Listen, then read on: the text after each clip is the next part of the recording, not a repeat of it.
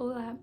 No vídeo de hoje eu vou falar sobre Atenas e Esparta, vou falar também sobre o exército militar romano, vou falar sobre as maiores conquistas do imperador Júlio César e também sobre a lei das 12 tábuas.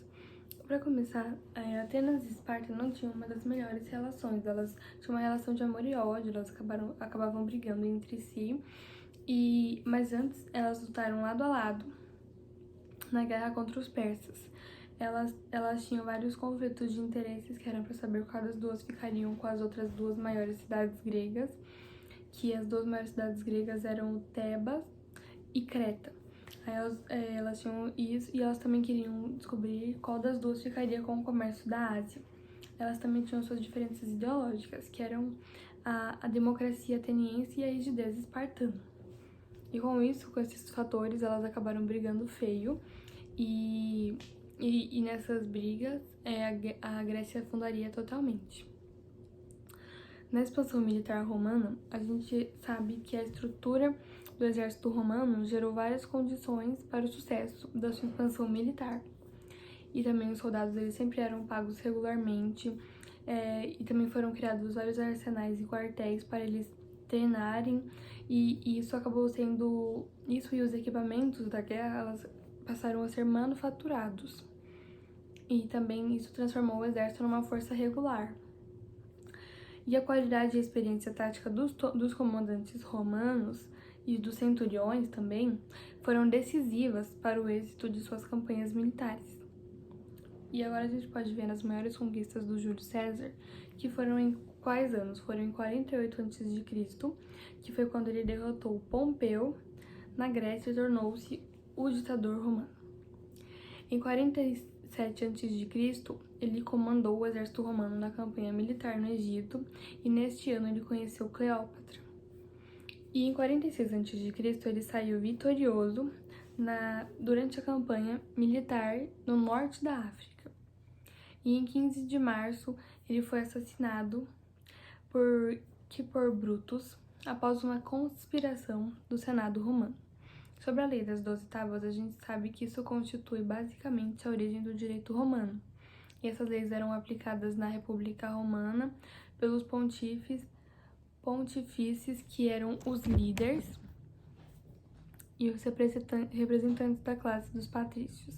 Os patrícios eram a classe mais alta, assim, era o topo, eram os mais ricos, eram os que tinham mais poder, eram os que tinham mais fama, e eles eram os do topo, assim, das classes. E também a gente... E essa classe, assim, pelos pontifícios, isso guardava um segredo. E era especial, eles eram especiais, em especial eles eram majoritariamente aplicadas contra os plebeus.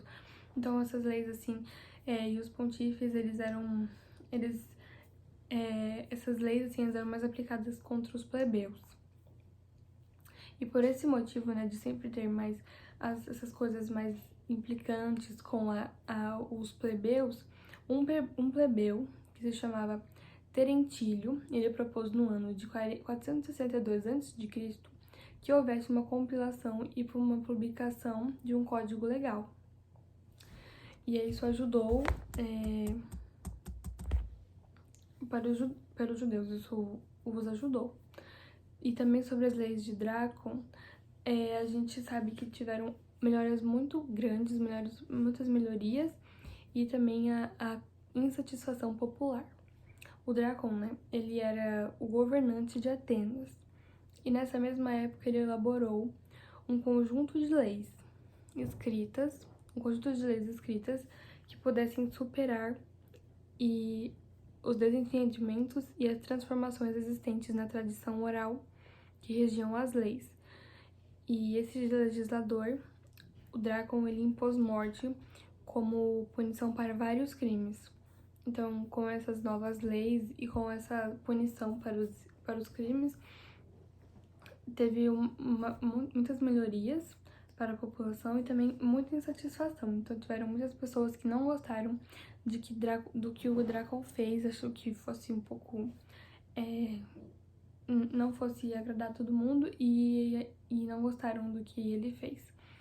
E foi isso que eu queria falar da nossa aula.